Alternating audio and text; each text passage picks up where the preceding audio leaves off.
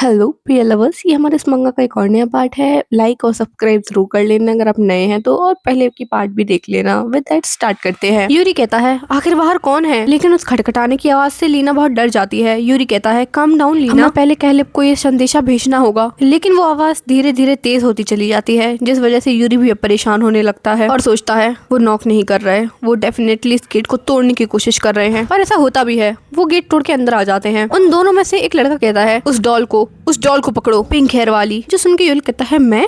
तब इसमें से दूसरा इंसान कहता है वो उस लड़की के पास है, जाओ ले लो उसे। लीना यूरी को बचाने की कोशिश करती है और कहती है मैं तुम्हें कभी यूरी नहीं दूंगी। लेकिन उसके पीछे एक और इंसान आ जाता है और वो उसे पकड़ लेता है, जिसकी वजह से लीना डर जाती है। यूरी लीना को बचाने की कोशिश करता है और उस इंसान के हाथ पे बाइट कर लेता है और कहता है लीना को छोड़ दो। लेकिन वो इंसान यूरी को एक हाथ मार के झटका देता है, जिसकी वजह से यूरी बहुत दूर जाके गिरता है। इंसान अपने साथियों से कहता है आखिर तुम लोग वहाँ खड़े खड़े क्या देख रहे हो, जाकर उस डॉल को पकड़ लो। और उसके साथ ही हाँ सर कह के उस डॉल को पकड़ने चले जाते हैं, यानी कि हमारी यूरी को। लीना अपने आप को छुड़ाने की बहुत कोशिश करती है, लेकिन वो इंसान उसे बहुत तेज पकड़े होता है। लेकिन वो इंसान चाकू निकाल के कहता है यू लिटिल रैट। देख के यूरी सोचता है नहीं लीना डेंजर में है। और इससे पहले वो इंसान लीना को कोई नुकसान पहुंचाता, यूरी चिल्लाते हुए कहता है स्टॉप। अगर तुमने लीना को कुछ भी करने की कोशिश की तो मैं इस फाइल प्लेस में कूद जाऊंगा। तुम सब मेरे पीछे हो, अगर मैं चला गया तो तुम लोग बहुत बड़ी मुसीबत में पड़ सकते हो। जो सुनकर उनमें से एक आदमी बोलता है अब हम क्या करें सर। दूसरा इंसान कहता है काम डाउन रहो और तुम यहाँ जल्दी आ जाओ,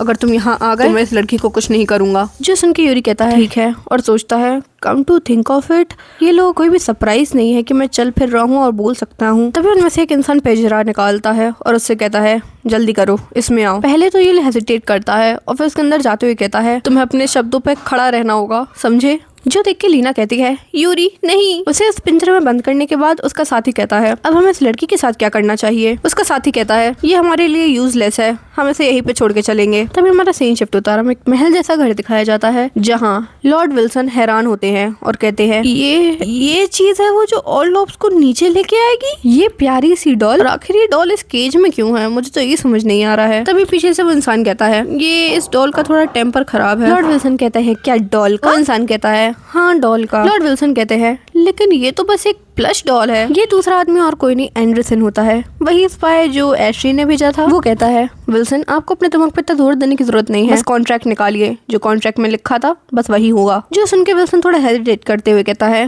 हाँ जैसा आप कहें, और मन में सोचता है ये सही बात है, वो सही कह रहा है, मेरा काम है बस कॉन्ट्रैक्ट को फुलफिल करना। वो उस दिन की बात सोचता है जहाँ एश्रिन कह रहा था ग्रेट, तुमने क्या कोशिश की उस ऑर्लॉब को ब्लैक मैजिक में टाई करने की। मेरा प्लान जो उस ऑर्लॉब को बर्बाद करना था वो दोनों ही वर्थलेस हो चुका है, तो तुम्हें नहीं लगता कि हमारा वो कॉन्ट्रैक्ट कि मैं तुम्हारी बेटी से मैरिज करूंगा वो भी एक वर्थलेस ही चीज है। विल्सन कहता है योर ग्रेस लेकिन आपने कहा था योर ग्रेस कि जब ये मैटर खत्म हो जाएगा तो आप मरीना से शादी करेंगे। जो सुन के एश्रिन कहता है हाँ मैंने किया था, लेकिन तुम्हें नहीं लगता अब ये फेल हो चुका है। और तुम्हें क्या लगता है कि मैं तुम्हारी बेटी से शादी करने के लिए बंधा हुआ हूँ, और ये तुम अपनी आवाज किस पे ऊंची कर रहे हो बिना किसी बेनिफिट के। मैं तुम्हारी बेटी से शादी क्यों करूं। विल्सन मुझे टेस्ट करने की कोशिश मत करो, मेरा मन करता है कि मैं तुम्हें जान से मार दूं। ये सुन के विल्सन घबराते हुए कहता है मेरी बात सुनिए सर। और मन में सोचता है ये तो एक डिजास्टर है, ये बस मैटर ऑफ टाइम है, जब ऑर्लॉब को पता चल जाएगा कि सबके पीछे मैं हूँ, जरूर मेरे पीछे आएगा उसकी रेपुटेशन डाउन करने के लिए और डार्क मैजिक से उसे लिंक करने के लिए। तभी एश्रिन कहता है हाउएवर अभी भी सब कुछ खराब नहीं हुआ है विल्सन, अगर तुम अपनी इस मिजरेबल लाइफ को फिर भी जीना चाहते हो तो तुम्हें मेरे लिए एक छोटा सा फेवर तो करना ही होगा। प्रेजेंट टाइम में विल्सन सोचता है तो छोटा सा फेवर ये था कि मैं उस डॉल को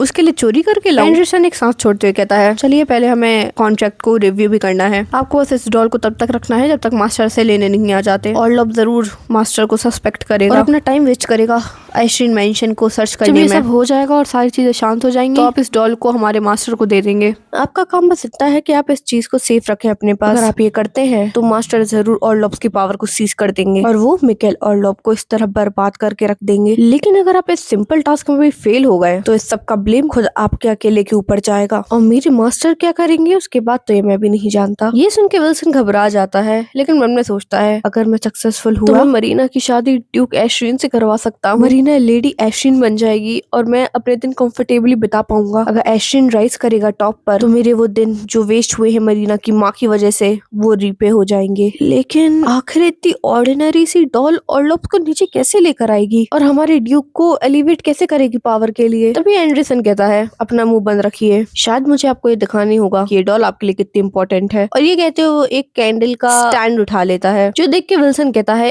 एक मिनट, ये तुम क्या करने की कोशिश कर रहे हो? लेकिन एंडरसन उसकी बात नहीं सुनता और वो कैंडल ले जाके हमारी यूरी के पास ले जाता है। पहले तो यूरी उसका कोई रिस्पॉन्स नहीं करता, लेकिन यूरी तो यूरी है, वो भी कितना ही सह सकता है। एट द एंड उसकी एक चीख निकल जाती है जो पूरे महल में गूंजती है। वहीं दूसरी तरफ इन सब चीजों से अनअवेयर और लव मेंशन में हमारा कैलिब अपने साथियों के साथ प्रैक्टिस कर रहा होता है, वो उन्हें ट्रेनिंग दे रहा होता है स्वॉर्ड्समैनशिप की। कैलिब कहता है और लव मेंशन के मैन इन आर्म्स होने के नाते आप लोगों को अच्छे से ट्रेनिंग करनी चाहिए कि कहीं आप लैक ना करें। तभी मिकाएल आते हुए कहता है हमेशा की तरह तुम अभी भी वैसे ही हो डेलीगेंट। कैलिब उसके पास आते हुए कहता है यार ग्रेस, कितना टाइम हो गया आपको हमारे ट्रेनिंग ग्राउंड में देखे हुए। मिकाएल कहता है एंडेड, वैसे भी मेरी स्टडीज ने मुझे कन्फाइंड करके रख लिया था। तभी उसे यूरी की याद आती है और वो सोचता है अगर यूरी ह्यूमन फॉर्म में होगा तो मुझसे क्या कहेगा, और अगर वो डॉल फॉर्म में होगा तो क्या कहेगा। और ये सोचते हुए वो स्माइल करने लगता है, जो देख के कैलिब कहता है यार ग्रेस। मिकाएल कहता है हाँ। कैलिब कहता है नहीं वो बस आपको ऐसे स्माइल करते देखना ये थोड़ा ऑड है, अपने आप में ही। ये सुन के मिकाएल डिनाई कर देता है कि वो स्माइल कर रहा था। कैलिब कहता है सर मान लीजिए ना कि आप, लेकिन जैसे ही वो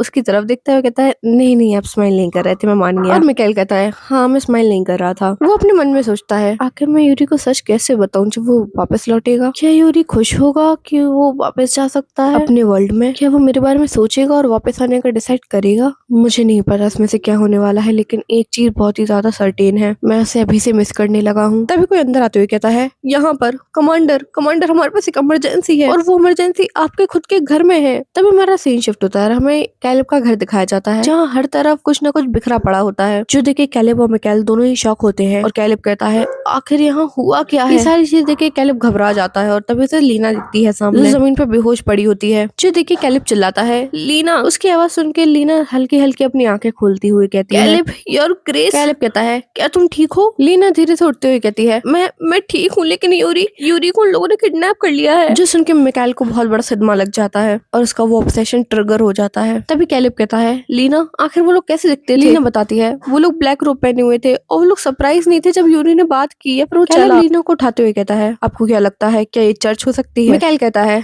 नहीं, उन्हें अपनी पब्लिक इमेज की बहुत चिंता है, वो ऐसा क्राइम कमिट नहीं करेंगे, वो भी इतनी ब्रॉड डे लाइट में। कैलिब कहता है तो फिर? मिकाएल कहता है यूरी ने मुझे बताया था कि हम सब एक नोवेल के अंदर है, स्टोरी के अंदर किसी ने लेवी को किडनैप कर लिया था मुझे प्रोवोक करने के लिए, और कोई नहीं ड्यूक एशरीन था। कैलिब घोड़े तैयार करो, हमें अभी के अभी एशरीन मेंशन के लिए निकलना है। वहीं दूसरी तरफ एशरीन मेंशन में हमारा यूरी रो रहा होता है और कह रहा होता है हे इसे दूर रखो, मैं फ्लेमेबल हूँ, अगर मैंने आग पकड़ ली क्या तुम अपने दिमाग को कहीं बेच आए हो? डॉल्स डेलिकेट होती हैं यार। लेकिन उसे ऐसे बात करता हुआ देख विल्सन डर जाता है और नीचे गिर जाता है और कहता है ये डॉल ब्लैक मैजिक है। यूरी को गुस्सा आ जाता है और वह कहता है मैं कोई ब्लैक मैजिक नहीं हूँ, मैं टायर्ड हो चुका हूँ ये सुन के। तभी एंडरसन कहता है लगता है अब आपको इस डॉल की कीमत पता चल गई है, अब आपको समझ में आया ये एक डॉल और को नीचे गिरा सकती है। ये सुन के विल्सन कहता है हाँ मुझे समझ आया। एंडरसन कहता है तो अब मुझे ये बताओ कि अगर तुम्हारा रिश्ता क्या है यूरी से?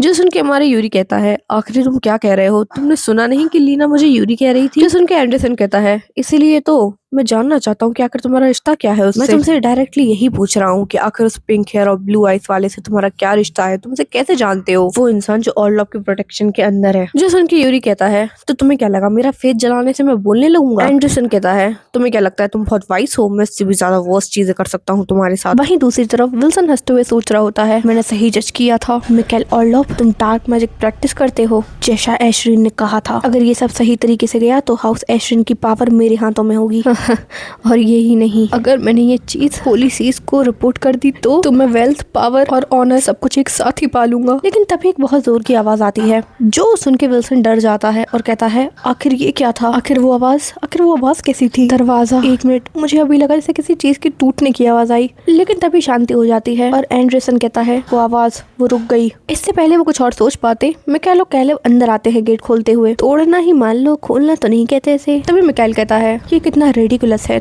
तुम जैसे लोली बीइंग इसकी हिम्मत कैसे हुई मेरे यूरी को चुराने की? ये चीज तुम रिग्रेट करने वाले हो विल्सन अपनी पूरी जिंदगी के लिए। यूरी को उसे देख के होप आ जाती है, लेकिन विल्सन को सदमा सा लग जाता है। उन दोनों की सिट्टी पिट्टी गुल हो चुकी होती है मिकाएल को देख के। मिकाएल चिल्लाते हुए कहता है लॉर्ड विल्सन। मिकाएल को वहाँ पे ऐसे देख विल्सन सोचता है आखिर ये कैसे हुआ, और ये सोचते वो नीचे गिर जाता है और सोचता है उसे तो एशरीन के मैनर में जाना चाहिए था, वो यहाँ क्या कर रहा है। वहीं दूसरी तरफ एंडरसन वहाँ से कहता है चीजें वो खराब हो चुकी हैं, हमारा नेगोशिएशन फेल हो चुका है विल्सन, मैं डॉल को लेके जा रहा हूँ। उसे भागते देख कैलेब कहता है वहीं पर रुक जाओ और एक चाकू फेंक के मारता है जो सीधा एंडरसन की पीठ पे लगता है और यूरी हमारा उसके हाथ से छूट जाता है। एंडरसन को बहुत रिग्रेट होता है लेकिन उसके पास कोई चॉइस नहीं होती सिवाय भागने के। तभी कैलेब कहता है वो भाग रहा है योर ग्रेस, लेकिन मिकाएल उसे रोक देता है और कहता है फिलहाल के लिए मेरी प्रायोरिटी विल्सन और यूरी है। जो सुन के विल्सन की सिट्टी पिट्टी को लो जाती है, लेकिन तभी उसे अपने हाथों के पास एक चाकू महसूस होता है। वो यूरी को केस से निकालता है और उसके ऊपर चाकू रखते हुए कहता है और लॉब अगर तुम 1 इंच भी हिले वहाँ से तो मैं, मेरा मतलब है ये डॉल यहाँ से अलाइव होके नहीं जाएगी।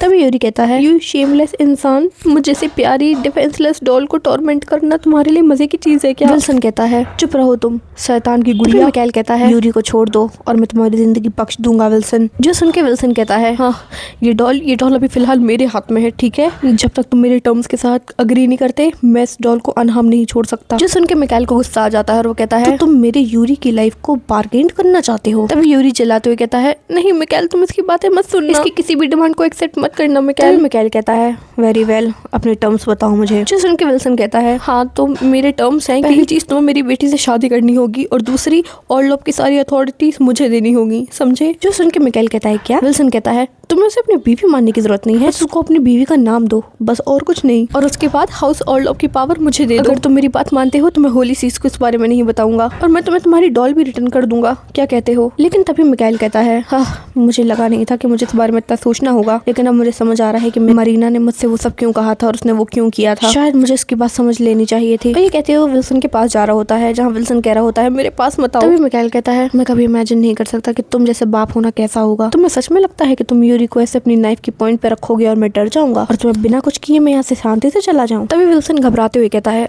आखिर क्यों, आखिर तुम इस डॉल की इतनी फिक्र क्यों करते हो। लेकिन तभी मिकाएल कहता है कैलेब, और कैलेब उसका इशारा समझ जाता है और वो एक चाकू फेंक के मारता है जो सीधा विल्सन के हाथ में जाके लगता है और यूरी उसके हाथ से जाके गिर जाता है। यूरी धीरे से खड़ा होता है और मिकाएल को अपने सामने देख के उसके ऊपर कूदते हुए कहता है मिकाएल उससे कहता है यूरी क्या तुम ठीक हो। यूरी कहता है बिल्कुल भी नहीं, लेकिन अब तुम्हें मैंने देख लिया है ना तो मैं बहुत ठीक हूँ, मैंने तुम्हें सच में बहुत ज्यादा मिस किया मिकाएल जैसे उसके हाथ की सिलाई को खड़ा हुआ देखता है। मिकाएल एक डरावनी आवाज में कहता है मैंने अभी तुम्हें बहुत मिस किया, और वो यूरी के पीछे खड़े हुए विल्सन को देख रहा होता है जहाँ विल्सन बड़बड़ा रहा होता है नहीं ऐसा नहीं हो सकता, नहीं ऐसा नहीं हो सकता। क्यों, आखिर तुम इस डॉल से तो ऑब्सेस्ड क्यों हो मिकाएल ऑर्लोप। इस वजह से तो नहीं है क्योंकि तुम डार्क मैजिक से इफेक्ट हो, है ना ऑर्लोप, आखिर तुम हो क्या। तभी मिकाएल फिर से अपनी डरावनी आवाज में कहता है ये तुम्हारा कोई कंसर्न नहीं है और वैसे भी हमें बहुत सारा मैटर सॉल्व करना है विल्सन, तुम मेरी टेंशन में मिलते हैं मेरी स्टेट में। तभी यूरी कहता है मिकाएल मैं बहुत ज्यादा स्कैर्ड था तुम्हें पता है, चलो ना घर चले। मिकाएल कहता है हाँ ठीक है घर चलते हैं। कैलेब तुम क्लीन अप, लेकिन मुझसे आगे कुछ कह पाता तभी एक स्मोक बॉम्ब वहाँ पे आ जाती है जो देख के मिकाएल परेशान हो जाता है क्योंकि इसे पता है इस स्मोक बॉम्ब से इंसान स्लीप में चला जाता है। लेकिन कैलेब कहता है योर ग्रेस क्या आप ठीक है योर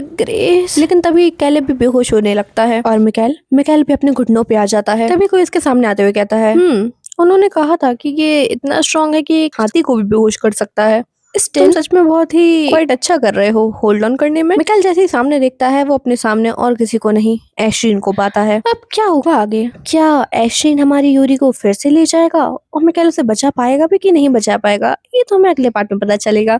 थैंक यू गाइस इस पार्ट को एंजॉय करने के लिए, अगला पार्ट जल्द ही आएगा, अभी के लिए बाय बाय।